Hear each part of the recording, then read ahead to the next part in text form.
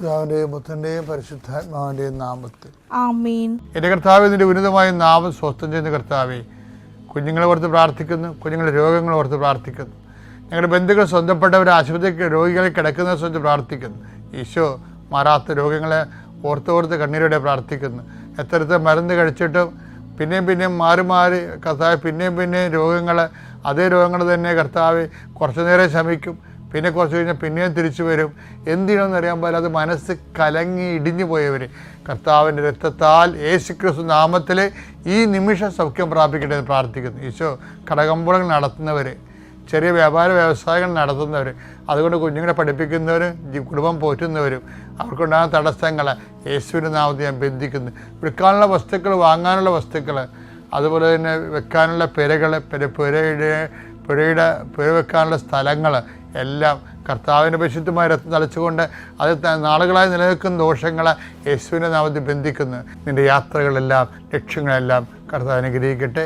നിത്യം പിതാവ് പുത്രനും പരിശുദ്ധായ നയിക്കുക.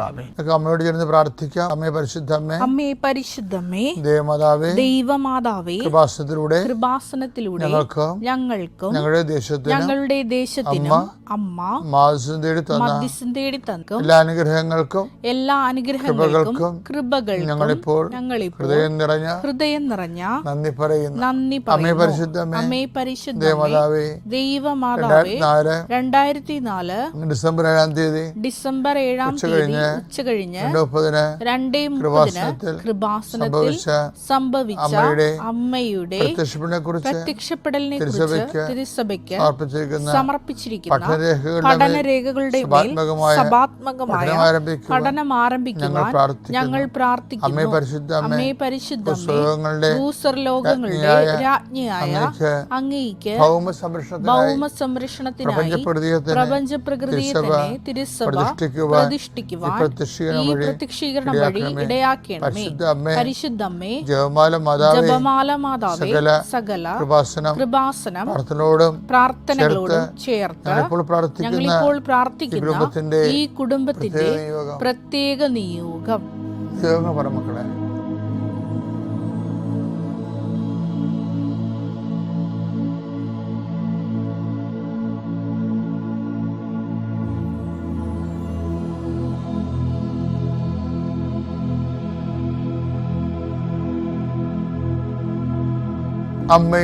അമ്മയുടെ പ്രത്യക്ഷീകരണത്തിന്റെ ഈ അനുഗ്രഹവേളയിൽ ഞങ്ങൾക്ക് സാധിച്ചു തരുവാൻ കനിയണം. സുഖസ്ഥനായ ഞങ്ങളുടെ പിതാവേ, അങ്ങയുടെ നാമം പൂജിതമാകണമേ. അങ്ങയുടെ രാജ്യം വരണമേ. അങ്ങയുടെ തിരുമനസ് സ്വർഗത്തിലെ പോലെ ഭൂമിയിലുമാകണമേ. അന്നു വേണ്ടുന്ന ആഹാരം ഇന്ന് ഞങ്ങൾക്ക് തരണമേ. ഞങ്ങളോട് തെറ്റ് ചെയ്യുന്നവരോട് ഞങ്ങൾ ക്ഷമിക്കുന്നത് പോലെ ഞങ്ങളുടെ തെറ്റുകൾ ഞങ്ങളോടും ക്ഷമിക്കണമേ. ഞങ്ങളെ പ്രലോഭനത്തിൽ ഉൾപ്പെടുത്തരുതേ, തിന്മയിൽ ഞങ്ങൾ രക്ഷിക്കണമേ. ആമേൻ. നന്മ നിറഞ്ഞ മറിയമേ, സ്വസ്തി, കർത്താവ് അങ്ങയുടെ കൂടെ സ്ത്രീകളിൽ അങ്ങ് അനുഗ്രഹിക്കപ്പെട്ടവളാകുന്നു. അങ്ങയുടെ ഉദരത്തിൻ ഫലമായി ഈശോ അനുഗ്രഹിക്കപ്പെട്ടവനാകുന്നു. പരിശുദ്ധ മറിയമേ, തമ്പുരാന്റെ അമ്മേ, പാപികളായ ഞങ്ങൾക്ക് വേണ്ടി ഇപ്പോഴും ഞങ്ങളുടെ മരണസമയത്തും തമ്പുരാനോട് അപേക്ഷിക്കണമേ. ആമേൻ. ഞാൻ കഴിഞ്ഞ ദിവസങ്ങളിൽ ബ്രിട്ടീഷ് മ്യൂസിയത്തിൽ സന്ദർശിക്കുന്നതിന് വേണ്ടി പോയി, ഇംഗ്ലണ്ടിലെ ധ്യാനം കഴിഞ്ഞപ്പോൾ. അപ്പോൾ ഭൂമുഖത്ത് ഏറ്റവും പുരാതനമായ സംസ്കാരത്തിൻ്റെ ഒരു പവലിയനിൽ ഞാൻ കയറി. അത് ഈജിപ്ഷ്യൻ സംസ്കാരമാണ്. 6000 കൊല്ലത്തോളം ഡയറക്റ്റ് ഹിസ്റ്റോറിക്കൽ കണ്ടൻ്റുള്ള സംസ്കാരം. അത് കഴിഞ്ഞാൽ പിന്നെ ലോകത്ത് ഏറ്റവും കൂടുതൽ സംസ്കാര സമ്പന്നതയുള്ളതും ചരിത്രമുള്ളതും ഇന്ത്യയാണ്. ലോകത്ത് 5000 കൊല്ലം. അപ്പോൾ ഓരോ രാജ്യങ്ങളിലൊക്കെ സന്ദർശിക്കുമ്പോൾ അവിടെയൊക്കെ വരുന്ന ഏറ്റവും വലിയ ഒരു 2000 കൊല്ലം അല്ലെങ്കിൽ 3000 കൊല്ലം. അമേരിക്കയിലൊക്കെ 400 കൊല്ലത്തെ പഴക്കം ഉള്ള അമേരിക്കയൊക്കെ. അപ്പോൾ ഇത്രയും മഹത്വപൂർണ്ണമായ സംസ്കാര പൈതൃകമുള്ള രാജ്യമാണ്. അപ്പോൾ ആ പൈതൃകമുള്ള രാജ്യത്ത് 30,000-ഓളം ഭാഷകളും 2800 രാഷ്ട്രീയ പാർട്ടികളും എന്തൊരു വിരോധാഭാസമാണ്. എന്നിട്ട് ഇവരെല്ലാവരും കോർത്തായിക്കൊണ്ട് ജനാധിപത്യം മുന്നേറുന്നത് കാണുമ്പോൾ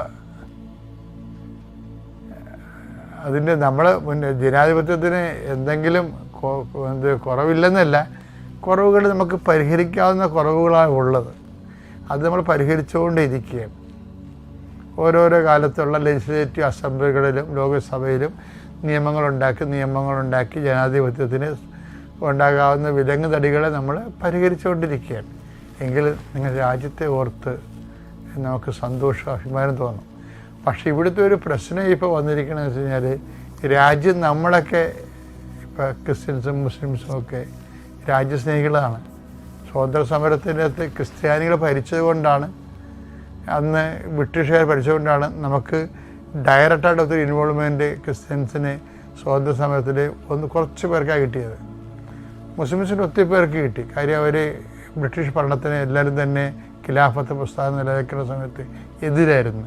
അപ്പോൾ അവർക്ക് കുറച്ച് പേർക്ക് സ്വാതന്ത്ര്യ സമരത്തിന് പങ്കാളിത്തം കിട്ടി. പക്ഷേ എന്ത് ഒക്കെ പറഞ്ഞാലും ശരി, പക്ഷേ we are not against that. പക്ഷേ ഇപ്പോൾ നമ്മളൊന്ന് ചിന്തിക്കുമ്പോൾ മനസ്സിലാകണത്, ഇപ്പോൾ ഒരു ഹിന്ദുത്വവാദം മുമ്പത്തേക്കാൾ പ്രബലപ്പെട്ട്, ഇപ്പം നമ്മൾ രാജ്യത്തിനെ സ്നേഹിക്കണമെന്ന് പറഞ്ഞാലും ഇവിടുത്തെ കുറേ ഭാഗം, എല്ലാവരും അല്ല, ഒരു ന്യൂനപക്ഷ ഹിന്ദുത്വം വർഗീയതയുള്ളവർ അംഗീകരിക്കത്തില്ല. നിങ്ങൾ ക്രിസ്ത്യൻസ് അല്ല, നിങ്ങൾ ക്രിസ്ത്യൻസാണ്, നിങ്ങൾ രാജ്യത്തിൻ്റെ ആൾക്കാരല്ലെന്ന് പറയും. അതുപോലെ നിങ്ങൾ മുസ്ലിംസാണ്, നിങ്ങൾ രാജ്യത്തിൻ്റെ ആൾക്കാരല്ലെന്ന് പറയും. അപ്പം നിങ്ങളൊന്നും ഞങ്ങളുടെ രാജ്യം നന്നാക്കണ്ട പറയും. പക്ഷേ നമ്മൾ അങ്ങനെ നോക്കിയിട്ട് ഹിന്ദുവാണോ മുസ്ലിമാണോ നോക്കിയിട്ടല്ല മിഷണറിമാർ ഈ രാജ്യത്ത് നന്നാക്കിയത്. ഇന്ത്യൻ ഹിസ്റ്ററി അസോസിയേഷൻ സ്ഥാപിച്ച ഒരു ഫാദറാണ്, പ്രീസ്റ്റ് അല്ലേ. ഇതുപോലെ ഓരോ കാര്യങ്ങളും ഇന്ത്യയിൽ 10 കൊള്ളാവുന്ന കോളേജ് എല്ലാം നടത്തുന്നത് ക്രിസ്ത്യൻ മിഷണറിമാരാണ് ഇന്ത്യയിൽ. ഈ വിദ്യാഭ്യാസ മേഖലയിലും ഉന്നത വിദ്യാഭ്യാസ മേഖലയിലും നമ്മൾ കാഴ്ചവെച്ച ഒരു ചരിത്രവും സംസ്കാരവും ഒക്കെ ഉണ്ടല്ലോ. കർത്താവ് പറഞ്ഞിട്ടുണ്ട് 8:32 സത്യം നിങ്ങൾ അറിയുകയും സത്യം നിങ്ങളെ സ്വതന്ത്രമാക്കുകയും ചെയ്യും. ഇപ്പോൾ രാഷ്ട്രീയ സ്വാതന്ത്ര്യത്തിൻ്റെ അപ്പുറത്ത് യേശുക്രിസ്തുവിനെ അറിയുന്നതാണ് സ്വാതന്ത്ര്യം എന്ന് പറയുന്നത്. അപ്പോൾ യേശുക്രിസ്തുവിനെ അറിയണമെങ്കിൽ ഒരു മതത്തിൻ്റെ ഭാഗമാകണമെന്നല്ല ഞങ്ങൾ പറയുന്നില്ല. യേശുക്രിസ്തുവിനെ എല്ലാവരും അറിയാൻ, അത് യേശുക്രിസ്തു ജനത്തിൻ്റെ പൊതു സ്വത്താണ്. ആ പൊതു സ്വത്തിനെക്കുറിച്ചും അതിൻ്റെ ആനുകൂല്യങ്ങളെക്കുറിച്ചും അറിയാണ്ടിരിക്കരുത് ആരും. അതിനാണ് യേശു സഭ സ്ഥാപിച്ചത്. യോഹന്നാൻ 8:32 നിങ്ങൾ സത്യം അറിയുകയും സത്യം നിങ്ങളെ സ്വതന്ത്രരാക്കുകയും ചെയ്യും. ഇന്ത്യക്ക് സ്വാതന്ത്ര്യത്തെക്കുറിച്ച് പറയുമ്പോൾ വിദ്യാഭ്യാസം അല്ലേ സ്വാതന്ത്ര്യം ഉണ്ടാക്കണത്. വിദ്യാഭ്യാസം ഇല്ലെങ്കിലും ഇന്ന് സ്വാതന്ത്ര്യം കിട്ടാത്ത ആൾക്കാരില്ലേ.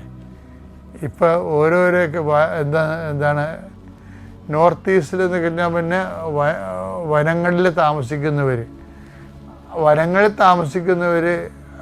അതുപോലെ തന്നെ മലകളിൽ താമസിക്കുന്ന ഗിരിവർഗക്കാർ, ഇപ്പം അങ്ങനെയുള്ള ആൾക്കാരൊക്കെ ശരിക്കും പറഞ്ഞാൽ സ്വാതന്ത്ര്യം കിട്ടിയ അവർക്ക് അറിയത്തില്ല എന്താ കാര്യം. അവർക്ക് വിദ്യാഭ്യാസം ഇല്ല. അങ്ങനെയുള്ളവർക്ക് വിദ്യാഭ്യാസം കൊടുത്താനുള്ള അവസ്ഥ എന്താണ്? നാഗാലാൻഡൊക്കെ പോയി വിദ്യാഭ്യാസം കൊടുത്തിട്ട് എത്ര അച്ഛന്മാരാണ് മരിച്ചതെന്നറിയാവോ? എത്ര മിഷണറീസാണ് മരിച്ചതെന്നറിയാവോ? കാര്യം അവർ ഏറ്റവും വലിയ അധികാരി എന്ന് പറയണത് ഏറ്റവും കൂടുതൽ ആൾക്കാരെ കൊന്നിട്ട് അവിടെ തലയോട്ടി മാലയായിട്ട് കെട്ടിക്കൊണ്ട് നടക്കുന്ന ആൾക്കാരാണ്. അതായിരുന്നു ഇന്ത്യ. ആ ഒരു സ്ഥലത്തു നിന്ന് നാഗാലാൻഡിനെ ഉൾപ്പെടെയുള്ളവരെ ആധുനിക വിദ്യാഭ്യാസത്തിലേക്ക് കൊണ്ടുവന്നതും സ്വാതന്ത്ര്യത്തിലേക്ക് കൊണ്ടുവന്നതും എന്താ? ഈ സുവിശേഷമാണ്. സുവിശേഷം സ്വീകരിച്ച എല്ലാ രാജ്യങ്ങളും എന്തൊരു അഭിവൃദ്ധിയാണ്.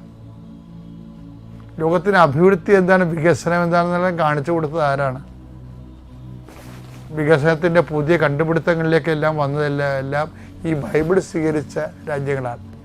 ഭൂമിയിൽ നിന്ന് എണ്ണ കുഴിച്ചെടുത്തിട്ട് സമ്പന്നത ഉള്ള ഒരു കുറേ രാജ്യങ്ങളുണ്ട്.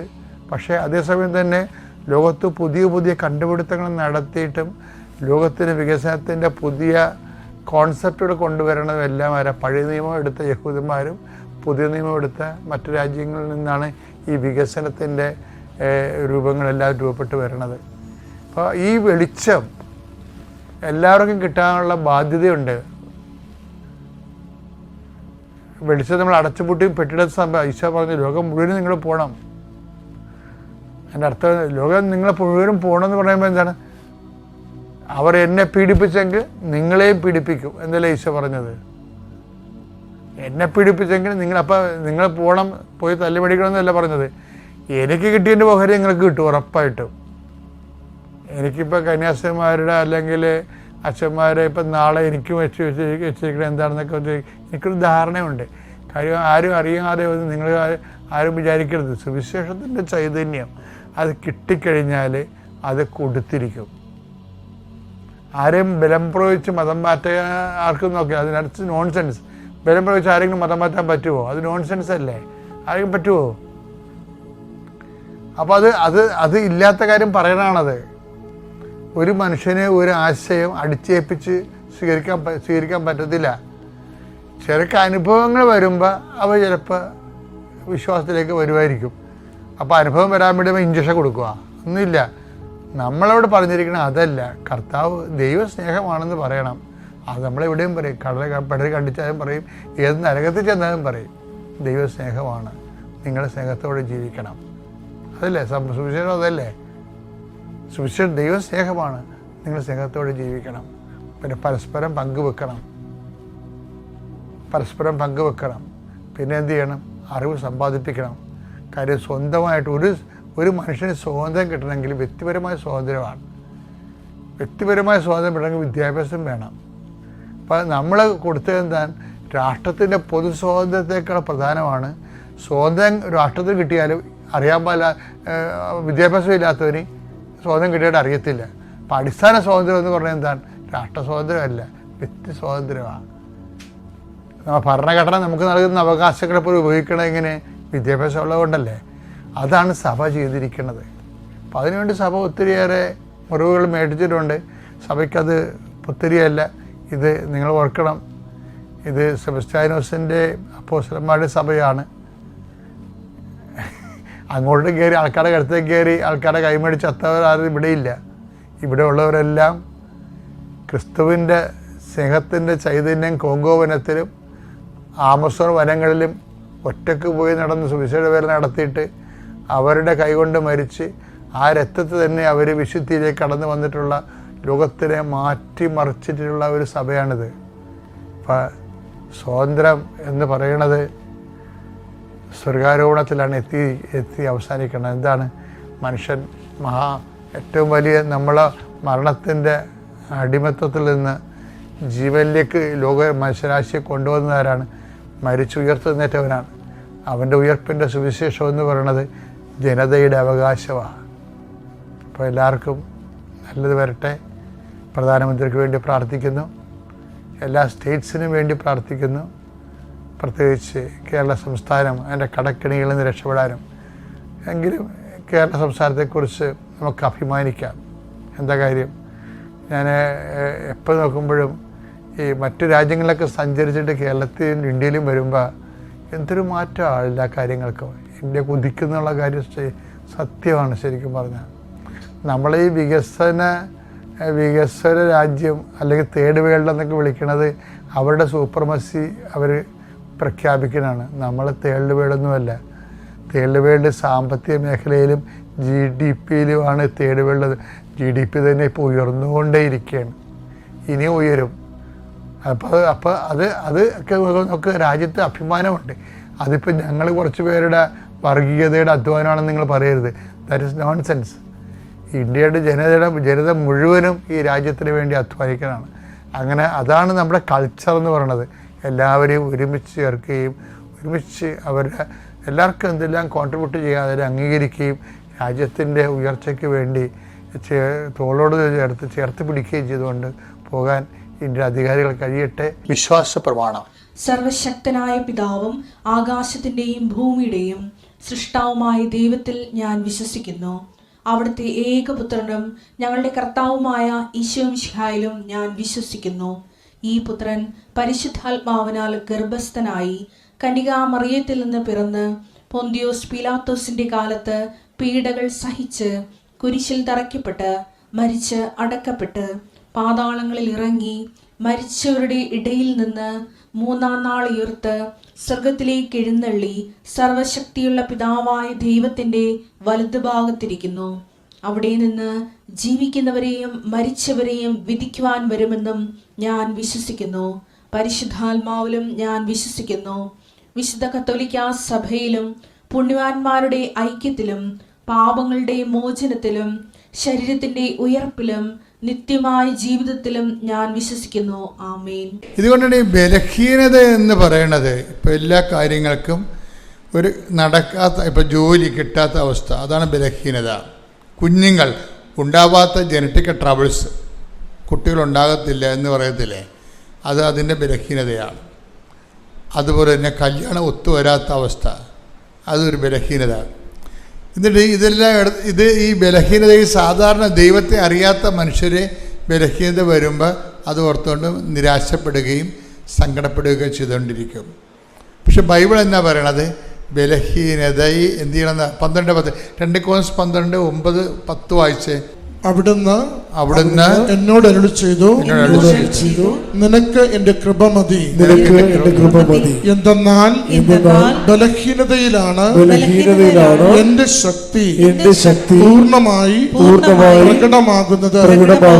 ക്രിസ്തുവിന്റെ ശക്തി എന്റെ മേൽ ആവസിക്കേണ്ടതിന് ഞാൻ പൂർവാധികം സന്തോഷത്തോടെ എന്റെ ബലഹീനതയെ കുറിച്ച് പ്രശംസിക്കും. അതുകൊണ്ട് അതായത് ക്രിസ്തുവിൻ്റെ ശക്തി, ഇപ്പം നമ്മുടെ ബലഹീനമായ സാഹചര്യങ്ങൾ, വിവാഹമൊത്ത് വരുന്നില്ല, പറമ്പ് വിൽക്കണില്ല, ഇല്ലേ, പറമ്പ് വിൽക്കാൻ പറ്റണില്ല, ജപ്തി വരാൻ പോകുന്നു, ഇതെല്ലാം നമ്മൾ ബലഹീനമാക്കുന്നുണ്ട്, നമ്മൾ ഉറക്കം കെടുത്തുന്നുണ്ട്, അല്ലേ. അപ്പോൾ ഇങ്ങനെയുള്ള സാഹചര്യങ്ങൾ എന്തിനാണ്? ഇതിനെങ്ങനെയാണ് നമ്മൾ അഭിമുഖീകരിക്കുന്നത്? അതാണ് ഇപ്പോൾ അച്ഛൻ വായിച്ചത്. എന്താ പറഞ്ഞത്? ക്രിസ്തുവിൻ്റെ ശക്തി. പറഞ്ഞേ, ക്രിസ്തുവിന്റെ ശക്തി എന്റെ ബലഹീനതയിലേക്ക് ആവസിക്കാൻ വേണ്ടി ഞാൻ എൻ്റെ ബലഹീനതയെ ഓർത്തുകൊണ്ട് പ്രശംസിക്കാം. സ്തുതിക്കുമെന്ന് അർത്ഥം.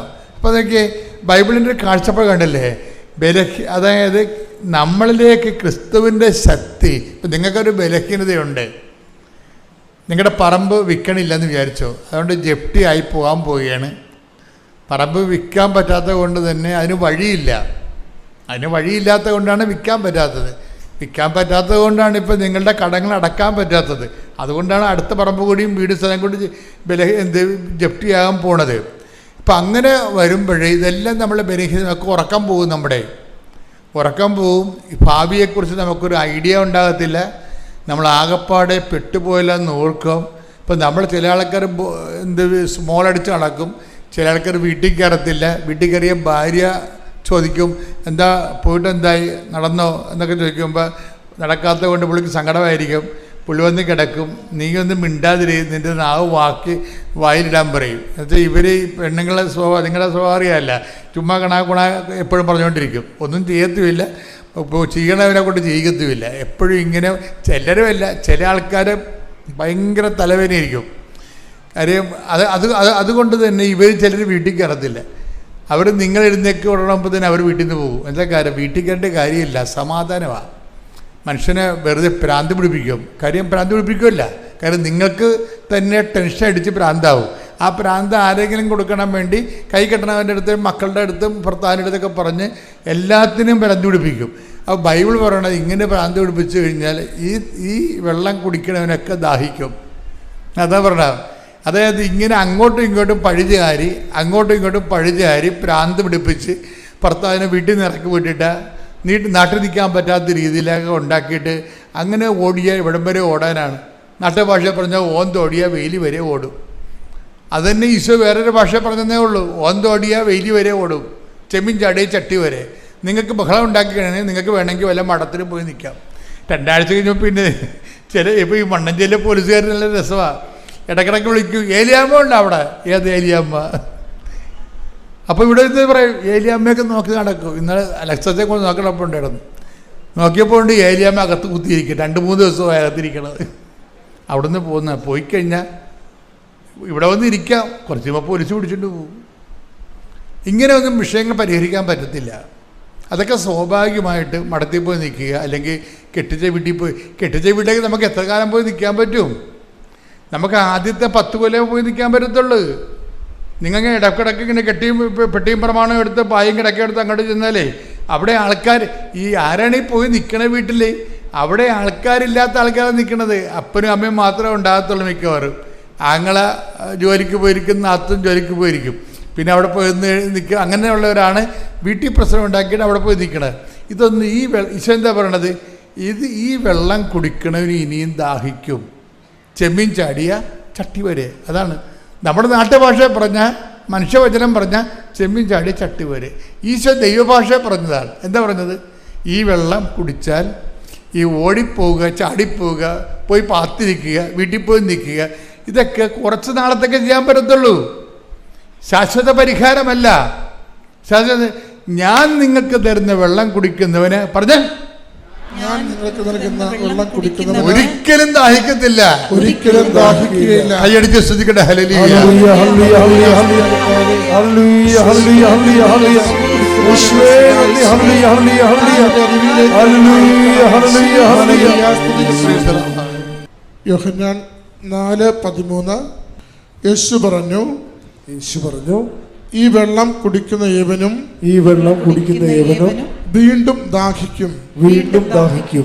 പ്രിസലാണ്. അപ്പം നാളെയും പോയി വീട്ടിൽ നിൽക്കേണ്ടി വരുമെന്ന് പറഞ്ഞു. ഇപ്പം വീട്ടിൽ പോയി നിൽക്കുന്നത് കൊണ്ടാണ് ഈ പ്രശ്നം പരിഹരിക്കാൻ പോകുന്നത്. ആ വെള്ളമൊക്കെ കുടിക്കണമെന്നുണ്ടെങ്കിൽ 2 കൊല്ലം കഴിയുമ്പോൾ പിന്നെയും പോയി വീട്ടിൽ നിൽക്കേണ്ടി വരും. ചില ആൾക്കാർ ഇറങ്ങിപ്പോകത്തില്ലേ?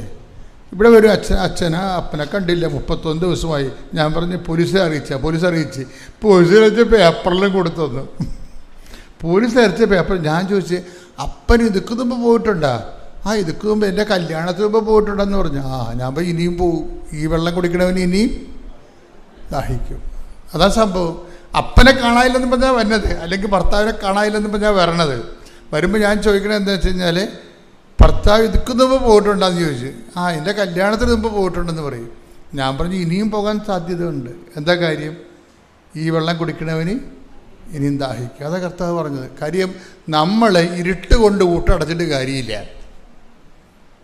ഇപ്പം കണ്ണടച്ചിട്ട് ഇരുട്ടാക്കുക, ഇരുട്ട് കൊണ്ട് ഊട്ടടക്കുക. ഒരു പ്രശ്നം പരിഹരിക്കണത് നാട് വിട്ടാണ് പരിഹരിക്കണത്. നാട് വിട്ട് പ്രശ്നം പരിഹരിക്കാൻ പോയാൽ ജീവിതകാലം മുഴുവൻ നാട് വിട്ട് പോകേണ്ടി വരും. വീട് വിട്ടാണ് പ്രശ്നം പരിഹരിക്കാൻ പോകണമെങ്കിൽ ജീവിതകാലം മുഴുവൻ നിങ്ങൾ വീട് വിട്ട് പോകേണ്ടി വരും. അതുകൊണ്ട് ഈശോ എന്താ പറയണത്? എന്നെക്കൊണ്ട് പ്രശ്നം പരിഹരിക്കണം. ഈ വെള്ളം കുടിക്കണവന് ഒരിക്കലും ദാഹിക്കത്തില്ല. അപ്പം എന്താ പ്രശ്നം വെച്ച് കഴിഞ്ഞാൽ, നിങ്ങൾ ആധ്യാത്മികതയെ ഒരു ആത്മീയ നടപടി പ്രാർത്ഥനാരൂപമായിട്ട് എടുക്കരുത്. ഇത് വളരെ ദൈവമായിട്ട് കാതലായ വിധത്തിൽ ദൈവിക ഊർജം, നമ്മൾ വൈദ്യുത ഊർജം എന്ന് പറഞ്ഞ പോലെ ദൈവിക ഊർജവുമായിട്ട്